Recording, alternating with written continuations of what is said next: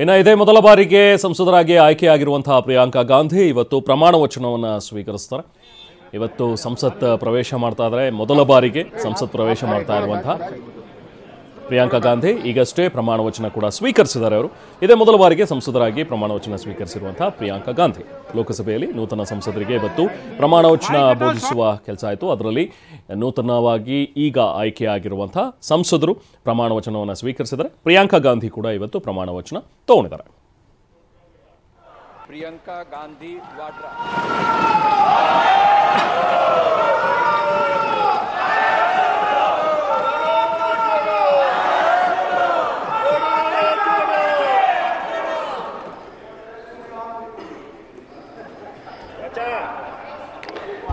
मैं प्रियंका गांधी वाड्रा जो लोकसभा की सदस्य निर्वाचित हुई हूँ, सत्यनिष्ठा से प्रतिज्ञा करती हूँ कि मैं विधि द्वारा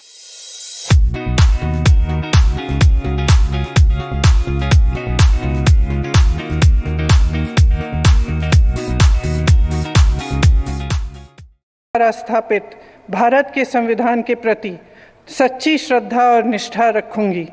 मैं भारत की प्रभुता और अखंडता अक्षुण्ण रखूंगी तथा जिस पद को मैं ग्रहण करने वाली हूं, उसके कर्तव्यों का श्रद्धापूर्वक निर्वहन करूंगी। जय हिंद।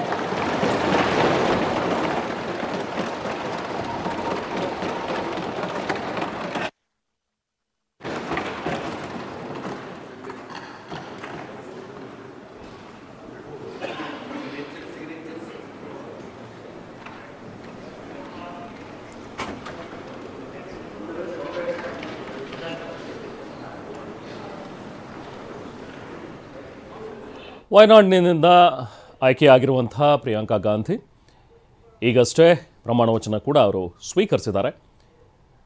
ಸಂವಿಧಾನದ ಪ್ರತಿಯನ್ನು ಕೈಯಲ್ಲಿ ಹಿಡಿದು ಪ್ರಮಾಣ ವಚನವನ್ನು ಸ್ವೀಕರಿಸಿದ್ರು. ಅದಾದ ನಂತರ ಇರುವಂತಹ ಕೆಲವೊಂದಷ್ಟು ಪ್ರೊಸೀಜರ್ಸ್ ಅಲ್ಲಿ ಸಿಗ್ನೇಚರ್ ರಿಜಿಸ್ಟರಲ್ಲಿ ಮಾಡಬೇಕಾಗಿರುತ್ತೆ. ಸೊ ಅದನ್ನು ಮಾಡ್ತಾ ಇದ್ದಾರೆ ಪ್ರಿಯಾಂಕಾ ಗಾಂಧಿ. ಅದನ್ನು ಕೂಡ ಈಗಾಗಲೇ ಆಗಿದೆ. ಆಗಿರುವಂತಹ ಪ್ರಕ್ರಿಯೆ ಈಗಾಗಲೇ ಸಂಸದರಾಗಿ ಪ್ರಿಯಾಂಕಾ ಗಾಂಧಿ ಪ್ರಮಾಣ ವಚನವನ್ನು ಸ್ವೀಕರಿಸಿದ್ದಾರೆ. ಹೆಚ್ಚಿನ ಮಾಹಿತಿ ನಾವು ಪ್ರತಿನಿಧಿ ಹರೀಶ್ ನೀಡ್ತಾರೆ. ಹರೀಶ್, ಈಗ ಪ್ರಿಯಾಂಕಾ ಗಾಂಧಿ ವಾದ್ರಾ ಅವರು ಪ್ರಮಾಣ ವಚನವನ್ನು ಸ್ವೀಕರಿಸಿದ್ರು. ಇದೇ ಮೊದಲ ಬಾರಿಗೆ, ಅಂದರೆ ಈಗ ಫಸ್ಟ್ ಟೈಮ್ ಸಂಸದರಾಗಿ ಈಗ ಸಂಸತ್ ಪ್ರವೇಶ ಮಾಡಿದ್ದಾರೆ. ಬಹುಶಃ ಒಂದು ಕಡೆ ಈಗ ರಾಹುಲ್ ಗಾಂಧಿ ವಿಪಕ್ಷ ನಾಯಕರಾಗಿದ್ದಾರೆ, ಅವರಿಗೆ ಮತ್ತಷ್ಟು ವಾಯ್ಸ್ ಆಗಿ ಈಗ ಪ್ರಿಯಾಂಕಾ ಗಾಂಧಿ ನಿಲ್ಲಿಕ್ಕಿದ್ದಾರೆ ಅಂತ ಅನ್ಸುತ್ತೆ. ಅಂದರೆ ಒಂದು ವಿಪಕ್ಷಗಳಿಗೆ ಸರ್ಕಾರವನ್ನು ಪ್ರಶ್ನೆ ಮಾಡೋದಕ್ಕೆ, ಸರ್ಕಾರದ ವಿರುದ್ಧ ಹರಿಹಾಯೋದಕ್ಕೆ ಒಂದು ಬೋಲ್ಡ್ ವಾಯ್ಸ್ ಬಹುಶಃ ಸಂಸತ್ನಲ್ಲಿ ಸಿಕ್ಕಂತಾಗಿದೆ ಅಂತ ಅನ್ಸುತ್ತೆ. ಹರೀಶ್. ಹೌದು ರೆಹಮಾನ್, ಚುನಾವಣಾ ರಾಜಕೀಯಕ್ಕೆ ಪ್ರಿಯಾಂಕಾ ಗಾಂಧಿ ಅವರು ಮೊದಲ ಬಾರಿಗೆ ಎಂಟ್ರಿಯನ್ನು ಕೊಟ್ಟಿದ್ರು. ಅದು ಕೂಡ ವಯನಾಡು ಉಪಚುನಾವಣೆಯ ಸ್ಪರ್ಧೆಯಲ್ಲಿ ಕ್ಷೇತ್ರದಲ್ಲಿ ಸ್ಪರ್ಧೆಯನ್ನು ಮಾಡಿದರು. ಸ್ಪರ್ಧೆ ಮಾಡಿ ಸುಮಾರು 4 ಲಕ್ಷಕ್ಕೂ ಅಧಿಕ ಮತಗಳಿಂದ ಅವರು ಜಯವನ್ನು ಗಳಿಸಿದರು. ನಿನ್ನೆ ಅಷ್ಟೇ ಅವರಿಗೆ ಸರ್ಟಿಫಿಕೇಟ್ ಕೈಯಲ್ಲಿ ಸಿಕ್ಕಿತ್ತು. ಇವತ್ತು ಸಂಸತ್ಗೆ ತೆರಳಿದ್ರು. ಮೊದಲ ಬಾರಿಗೆ ಪ್ರಿಯಾಂಕಾ ಗಾಂಧಿ ಅವರು ಸಂಸತ್ಗೆ ಪ್ರವೇಶವನ್ನು ಪಡೆದಿದ್ರು. ತಮ್ಮ ಸಹೋದರ ರಾಹುಲ್ ಗಾಂಧಿ ಅವರ ಜೊತೆಗೆ ಇವತ್ತು ಸಂಸತ್ ಪ್ರವೇಶನ ಮಾಡಿದರು.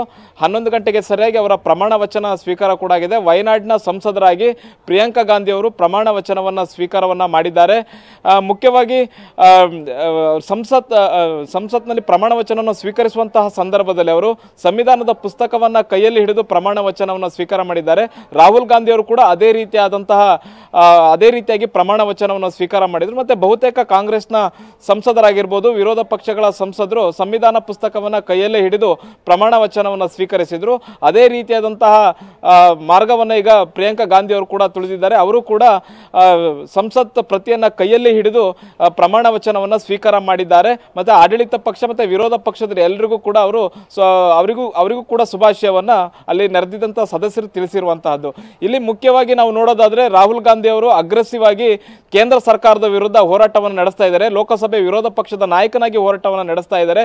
ಇಂತಹ ಸಂದರ್ಭದಲ್ಲಿ ಪ್ರಿಯಾಂಕಾ ಗಾಂಧಿ ಅವರ ಲೋಕಸಭೆಯಲ್ಲಿ ಇರುವಂತದ್ದು ಕೂಡ ಕಾಂಗ್ರೆಸ್ಗೆ ಒಂದು ಶಕ್ತಿ ಬಂದಂತಾಗಿದೆ. ಅದರ ಜೊತೆಗೆ ಎಲ್ಲ ವಿರೋಧ ಪಕ್ಷಗಳಿಗೂ ಕೂಡ ಒಂದು ಶಕ್ತಿ ಬಂದಂತಾಗಿರುವಂತಹದ್ದು. ಯಾಕಂದ್ರೆ ಪ್ರಿಯಾಂಕಾ ಗಾಂಧಿ ಅವರ ಕಮ್ಯುನಿಕೇಶನ್ ಚೆನ್ನಾಗಿ ಮಾತನಾಡ್ತಾರೆ, ಮತ್ತೆ ಸರ್ಕಾರದ ವಿರುದ್ಧ ಅಟ್ಯಾಕ್ ಮಾಡ್ತಾರೆ, ಮತ್ತೆ ಅಧ್ಯಯನ ಮಾಡಿಕೊಂಡು ಬಂದು ಅವರು ಅಟ್ಯಾಕ್ ಅನ್ನ ಮಾಡ್ತಾರೆ. ಯಾವುದೇ ಸುದ್ದಿಗೋಷ್ಠಿ ಮಾಡೋದಾಗಿರ್ಬೋದು, ರಾಜಕೀಯ ರ್ಯಾಲಿಗಳಲ್ಲಿ ಅವರು ಮಾತಾಡಿರ್ತಕ್ಕಂಥ ಭಾಷಣ ಪ್ರಶ್ನೆಗಳಾಗಿರ್ಬೋದು ಜನರಿಗೆ ಹತ್ತಿರ ಆಗುತ್ತೆ ಮತ್ತು ಜನರು ಅದನ್ನು ಅರ್ಥ ಮಾಡ್ಕೊಳ್ತಾರೆ. ಹೀಗಾಗಿ ಲೋಕಸಭೆಯಲ್ಲೂ ಕೂಡ ಅವರು ಚೆನ್ನಾಗಿ ಪರ್ಫಾರ್ಮೆನ್ಸ್ ಮಾಡಬಹುದು ಮತ್ತು ವಿರೋಧ ಪಕ್ಷಗಳಿಗೂ ಕೂಡ ಒಂದು ಶಕ್ತಿ ಆಗಬಹುದು. ಮುಖ್ಯವಾಗಿ ಕಾಂಗ್ರೆಸ್ ಪಕ್ಷಕ್ಕೆ ಲೋಕಸಭೆಯಲ್ಲಿ ಒಂದು ಆಡಳಿತ ಪಕ್ಷದ ವಿರುದ್ಧ ಮತ್ತು ಕಾಂಗ್ರೆಸ್ ಪಕ್ಷಕ್ಕೆ ಒಂದು ಶಕ್ತಿಯಾಗಿ ಪ್ರಿಯಾಂಕಾ ಗಾಂಧಿ ಅವರು ನಿಲ್ತಾರೆ ಅನ್ನುವಂಥದ್ದೇ ಈಗ ಚರ್ಚೆ ನಡೀತಾ ಇರುವಂಥದ್ದು. Rehman. Okay, thank you Harish.